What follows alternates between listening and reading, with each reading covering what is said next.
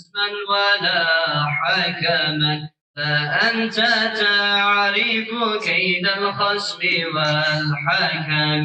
مولاي صل وسلم دائما أبدا على حبيبك خير الخلق كلهم أستغفر الله من قول بلا عمل لقد نسبت به نسلا لذي حكم مولاي صل وسلم دائما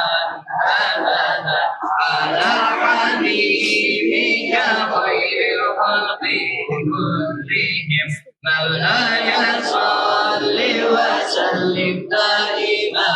أبدا على حبيبك خير الخلق كلهم